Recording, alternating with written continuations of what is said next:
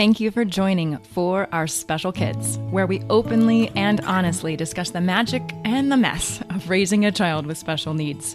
We are thrilled to have you here and hope this time provides you with some wonder and wisdom. I'm your host, Jennifer Lansing. Let's get started.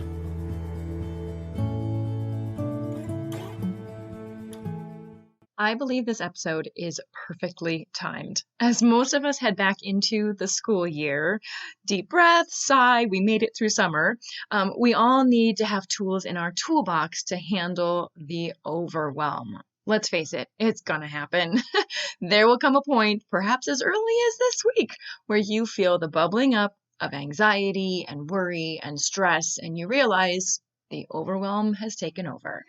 Annemarie talks about the ways she's changed over the years to help with the chaos of raising 5 children, one of whom is a young man with special needs, and dealing with that overwhelm. She talks about remove, reset, and reconnect, and I think those are 3 great R's for us to implement. I also give a few tips to what I do or regarding what I do each day to help, but I'm so not perfect. And believe me, I'll be re-listening to this episode over the course of Teal's school year, 2nd grade, holy cow, to keep my nervous system as calm as I can be to help Teal be the best she can be. I hope you enjoy and let me know what you think. I am again with Annemarie Miller. Hi, Annemarie. Good morning, my friend. Good morning. We're actually just going to talk today about overwhelm. And I'm kind of giggling because we were just before we started recording, like, how are you? And I was like, well, this person was late. And so then I had to push this back and then that was back. And then I had to move this. And then thank you for you moving. And then that, okay. And then we've got to be done at this time.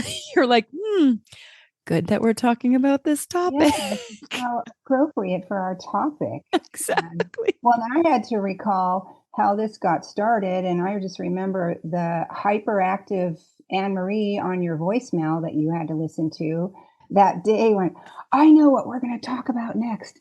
We're going to talk about being overwhelmed. And I can't explain it right now, but I'm sure we'll talk about it. So yeah. Here we are. So take me back to that voicemail. What was going on in your world when you were motivated to boom? I got to talk to Jen about this. Okay, so just to give the audience a little background, our son, Caleb, our youngest child, who just had his 18th birthday, by the way, in July. Whoa. Yes, fabulous, healthy, magnificent child. And he unfortunately had a drowning accident when he was 17 months old. And we have been on this amazing recovery journey with him all these years. And as you can imagine, when you have a child that's compromised, as most of your audience will agree, there's a lot of unique challenges. Some days are filled with more of those than others. We certainly appreciate when things are calm and in kind of some sort of structure, if you will. Yeah. But that particular day, I don't remember what triggered it, but then there was a phone call. My uncle had fallen, and then I opened an email and I had forgotten to do something. And then Caleb was having a really challenging time, and it all was happening at once. And I didn't laugh at what was going on, but I started to really notice my response to what was happening. And it was something that was very different than I had done in the past. And I wanted to share that with you because I was elated that I was able to navigate that feeling of being overwhelmed more successfully than any other time or most times in the past. And I wanted to explore why that was, and maybe, if it was helping me, that we could talk about it, and maybe it could help someone else, or someone having a bad day or overwhelmed or whatever. So, I love it. So you've got all this going on. I just got shivers. So we are on point. Like the universe is saying, yes, this is a perfect time to talk about this, Jen. Annemarie, well done. Shivers all over. Woo, love that. Okay. So we've got support from our guardian angels and our spirit team in the universe. So What happened then? What did you notice that was different? So a few months ago, I had to try and make a conscious effort to change my response to being overwhelmed or having a circumstance that I didn't have the energy profile for, whatever it was. So I noticed that it helped me initially to, make sure everything was okay. Like Caleb was in a safe place. I could leave him alone for a couple of minutes. and to remove myself from that situation by going outside and just sitting outside and kind of regrouping, being in my own energy and trying to reconnect with myself in a way where I could really be calm and centered. And of course, those types of things take practice. That's something that, you have to develop and nurture in yourself. But as I noticed my response that day I left you the message, it became really clear how effective that was. Because then I could come back in and be connected in a different way where that calm, composed energy was there and really being connected to myself in a way that I could perform whatever I needed to be done at the moment that was totally hideous and out of control, 5 minutes ago, that I was able to navigate it more successfully and get through it. Good job. Yeah. So that was kind of what I noticed that day. So I thought, well, and let me take you back in time a little bit as a point of reference. So, my older children are in their mid-30s now. So when the older two were 6 and 7, I just remember one day, and I'd already become a holistic healer at that point. So I was navigating my life, helping other people be calm. But then somehow days would happen that I was not able to apply that at all to myself. Totally. Yeah. Yeah. So it was one morning that I recalled we're trying to get ready for school and work, and the 6-year-old spills the cereal bowl all over the kitchen. I'm trying to make lunches, get my clothes ironed, and then the 7-year-old's having a meltdown because his Teenage Mutant Ninja t-shirt wasn't clean for him to wear to school. I mean, it just seems like mundane things, but then a phone call came in that morning, something about my mother, and I just stood there in the kitchen thinking, how am I supposed to get through this? This is ridiculous. And I remember going upstairs into my closet, I kid you not, and grabbing a whole bunch of clothes and just screaming at the top of my lungs into the clothes because I didn't want the kids to hear me. Right. But that sufficed for, maybe half an hour until I felt overwhelmed again because we still weren't ready for school. I still hadn't finished anything that I had set out to accomplish. So I started back then trying to find ways to calm that nervous system. And I did a little bit of that, but it wasn't really until after Caleb's injury that I took that on in a different way because of the nature of what that demand is, as you well know. Yeah, it's a very different perspective. Like, what do I have control over? What's important? I loved how you said the first thing that I did was before I left the house for the previous example with Caleb and your uncle and all that, you said, I made sure that Caleb was safe. And then, that's not even something that you had to think about the first time you went upstairs when your kids were 6 and 7. You were just like, dude, scream away, slip in your milk. I don't care. I'm going to go up and I'm going to scream in the laundry and I'll be back. You didn't say that, but you didn't have to say, are my 2 children safe first? And that right there, that perspective was different now. One of my favorite authors, he's long gone now, but Dr. Wayne Dyer, years ago, I used to read his books, and something he said has stuck with me all these years. Actually, the kids have heard it more than a couple of times from me about change the way you look at things, and the things that you look at will change. Especially for us with the special needs world that we operate in, a lot of times you don't have, first of all, the time to do that because you're in go mode and, appointments and therapies and school, and which is a different experience altogether, getting a child like that ready to go do that.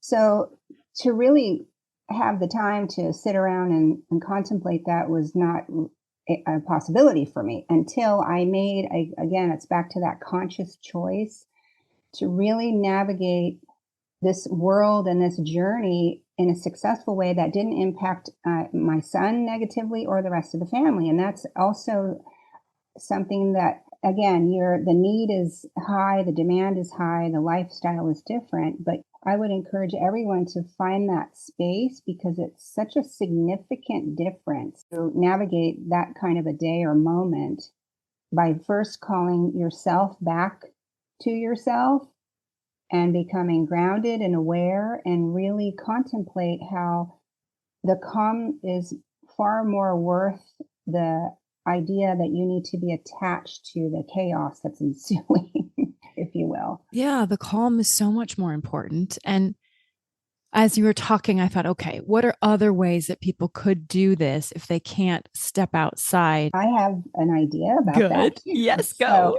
another person that I have followed for years is David G. He's a meditation master, and he introduced me and a lot of other folks, I would imagine, to the square, the 4-4 breathing.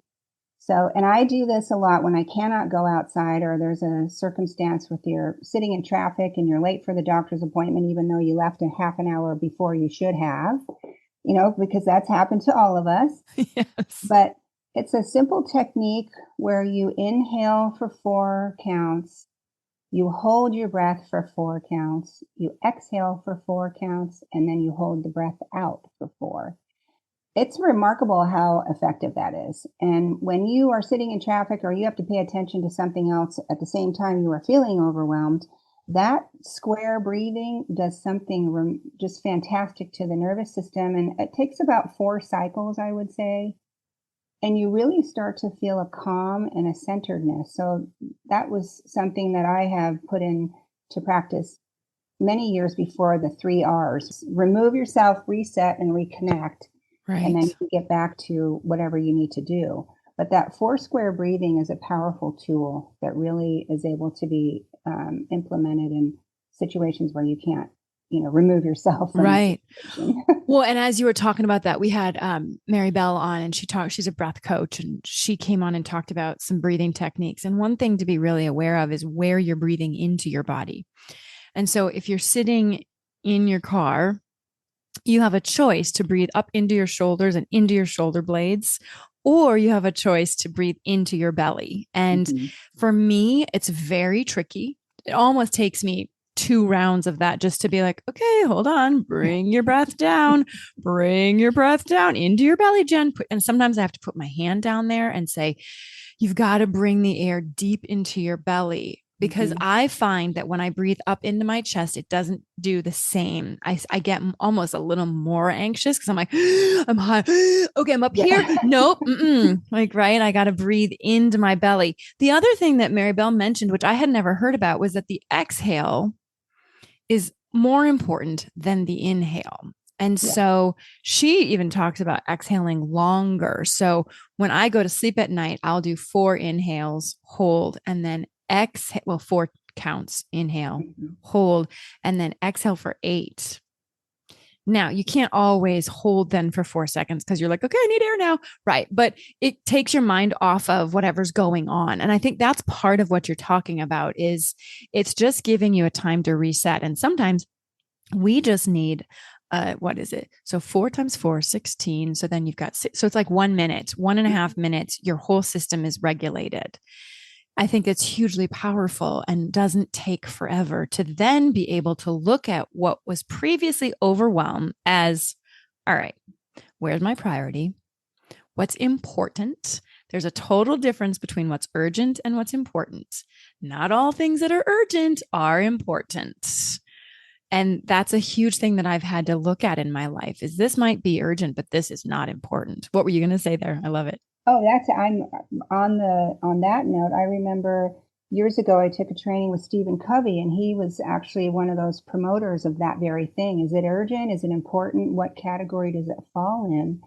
But certainly, when you're able to be in a space where you can focus on your breath, just to get back to that for a moment, also the act of counting. You cannot count and think of something at the same time, but you bring that awareness to the counting and the breathing, and then you can go back to prioritizing first yourself.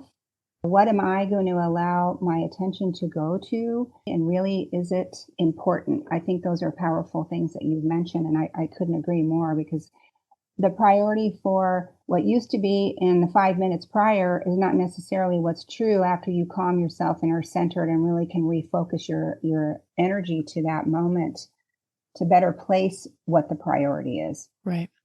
You mentioned earlier your nervous system, and I was giggling inside because we connected through a course where we really learned about connecting to our own nervous system to then be able to connect to our child's or the clients on the table's nervous system to help them regulate and then be able to be more aware of themselves and their body and their movements. And that was with Sylvia Shordyke. And there's a couple episodes on the podcast about that. But I chuckled because when we have children that are exceptionally sensitive, and I know that Caleb is, I know that Teal is, I do believe that most every child that comes in with a challenge or a special need or a disability is more sensitive. They simply have to be in order to survive in this world. I have to regulate my nervous system to help her. And this isn't a new concept, but it's something that I've been really practicing. And it is practice. It does not happen all the time. I can tell you that. It is practice. I feel her energy go up. I feel my energy go up. And I'm like, hold on, not helping. Like, I have a choice. I have a conscious choice, like what you were talking about. I have a conscious choice to either regulate myself and bring myself down in the moment to help her. And it's kind of miraculous, Annemarie. So I have to even do it in the moment, like, right? Exactly like what you're talking about. We're trying to get her ready for school. She's on the toilet. I'm trying to get clothes on. Her feet are moving. She doesn't want to do that. She doesn't want to put her arms up because she doesn't want to take off her shirt. She's and I'm realizing the minutes are ticking away. And I'm like, okay, we were already a little bit behind schedule because you know what? When I was doing the lunches, I wasn't feeding her. And so now hello, that's just a normal life. And since we're going into school season, this is really good time to talk about this. I have to, in those moments, pull my nervous energy down. I have to regulate myself. And it might just be feeling my feet. It might be touching a crystal that's on my wrist. It might be sitting on the floor and just feeling the floor. Whatever it is, it doesn't have to take a long time, but it's miraculous what it does to her.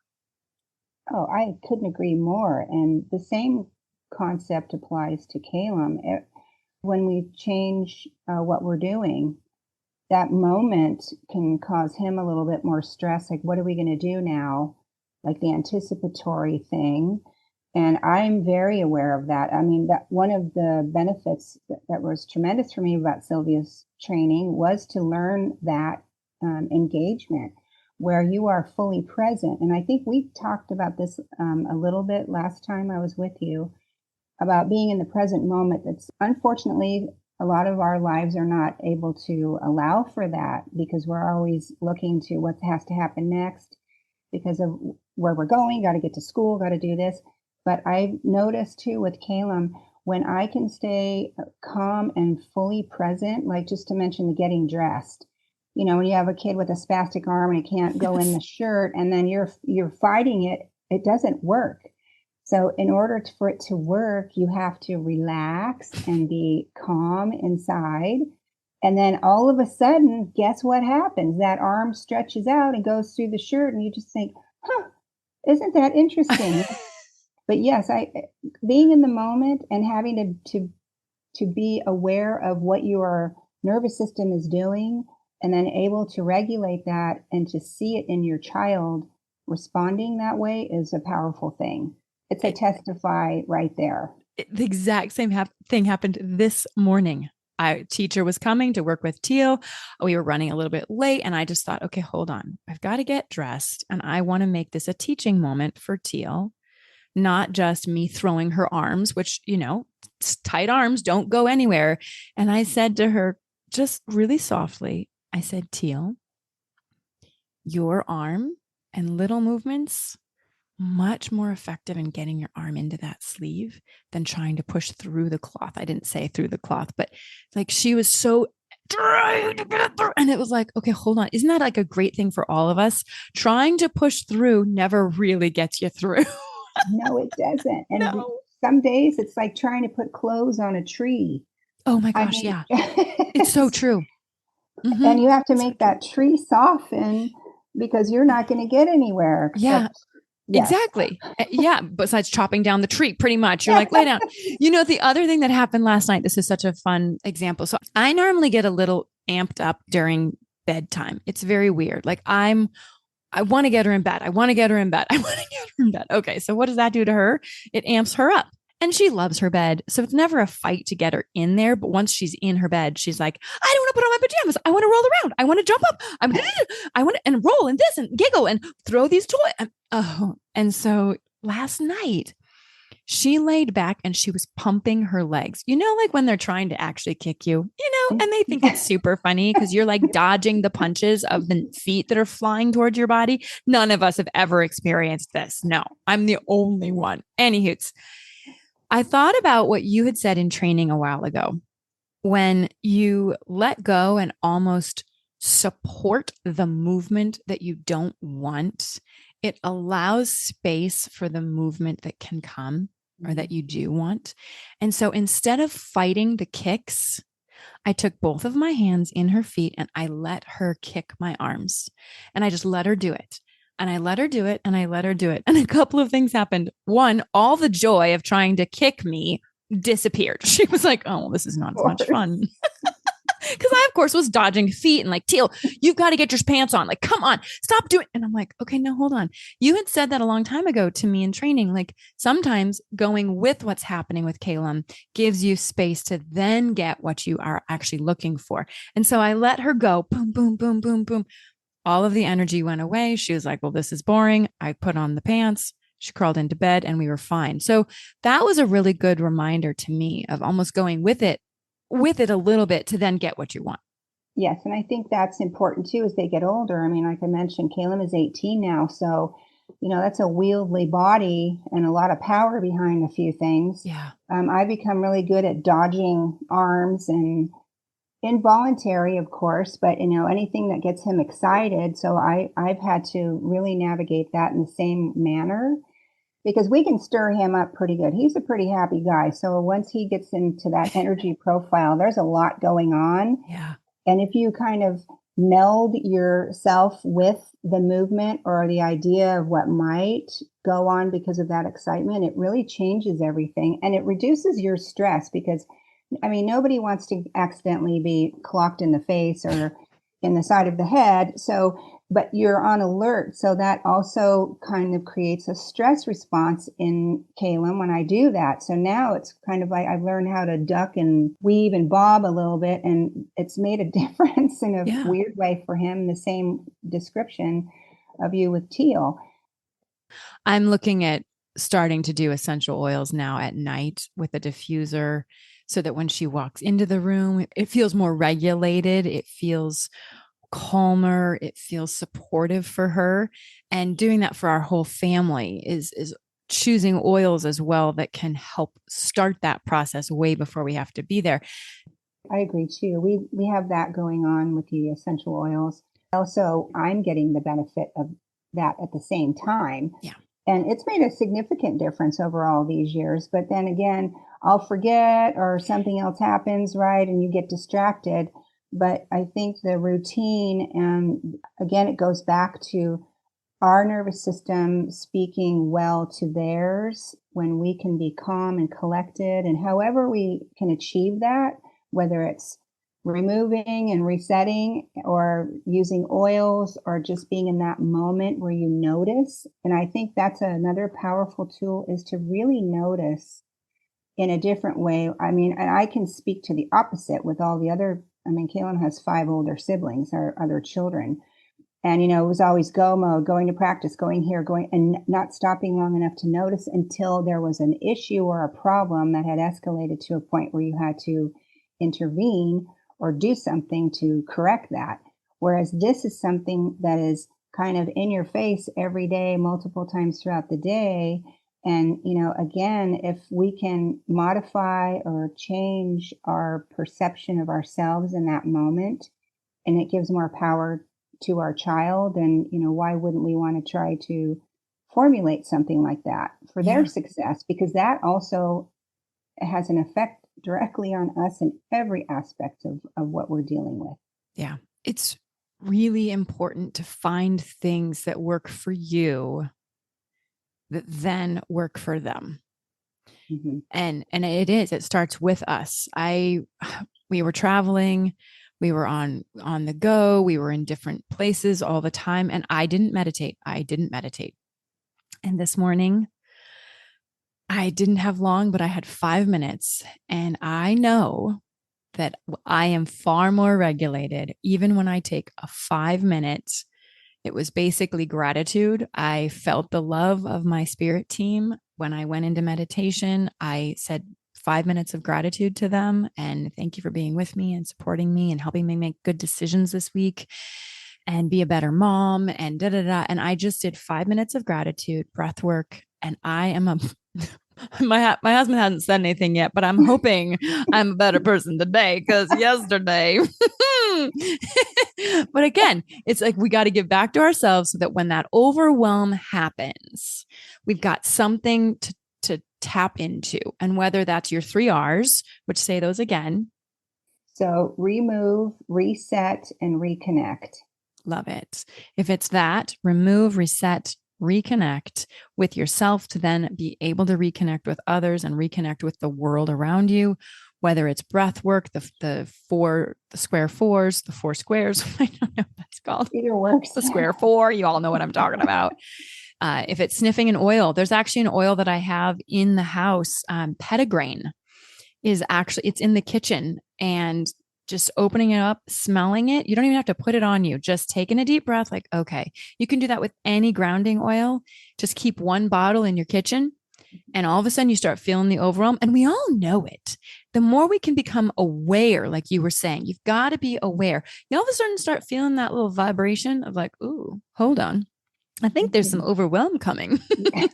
Then you can, you can get on top of it. And that's hugely powerful. So I love it that you brought that up. Yeah. And I think, again, it's something that you commit to. I had to make a conscious commitment to that. Once you make a decision, then somehow you can muster up the discipline to achieve that.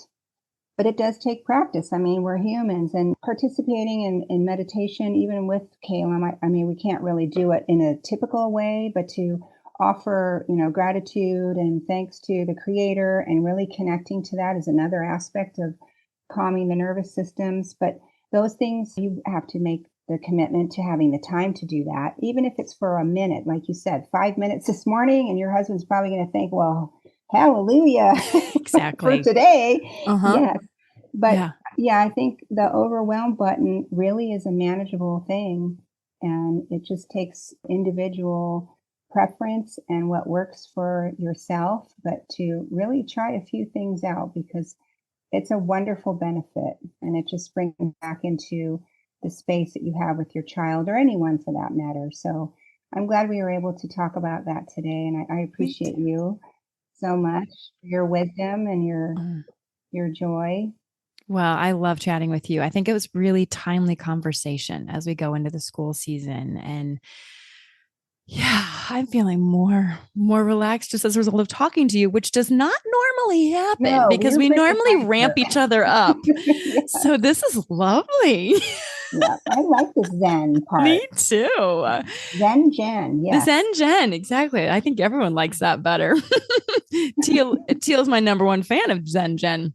Oh, there you go. Yeah. Thank you so very much for joining us. I really appreciate you bringing this to the table and also giving us so many great ideas on how we can overcome the overwhelm. Thank you so much for joining us today. I hope you found 1 or 2 meaningful nuggets of information to make your day better. If you think there's value in what we do, please take a moment to tell another friend, family member, or a caregiver. We'd love to hear from you at forourspecialkids@gmail.com. You can send in a question, a comment, a topic that you'd like to learn more about, or if you'd like us to highlight a certain person, please send that information to us. It makes our show so much better and so much more valuable for you. Our Facebook and Instagram handle is For Our Special Kids. And finally, remember to witness the wonder and the wisdom within yourself and others. Until next time.